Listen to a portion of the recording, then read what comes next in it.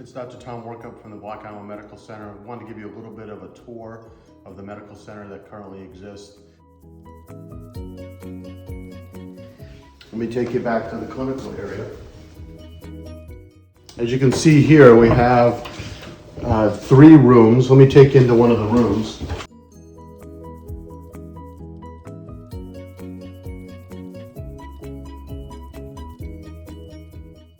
Been historically the traumatic area where we'll take care of anybody that comes from the rescue squads that have serious injuries. We have the ability to do imaging for fractures. We can do casting in this room, advanced care life support. We can do EKGs, some point of care ultrasound. So there's a lot we can do in this very small space, but you can see that it gets pretty tight pretty quickly.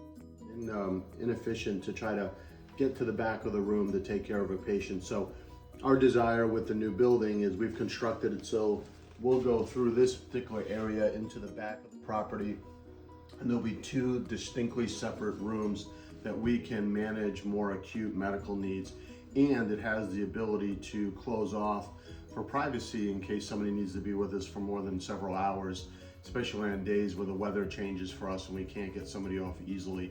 So we can care for them in a culturally competent way, compassionately, privately, until we can get them to a higher level of care. We have an x-ray room right here that is, again, it's the same x-ray machine since 1989 and the early 90s.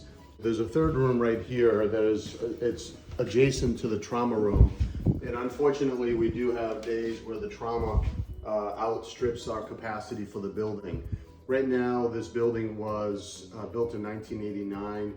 At that time, the office was probably seeing 3,000 to 4,000 patients in a year. We are now anticipated to see over 7,500 patients this year.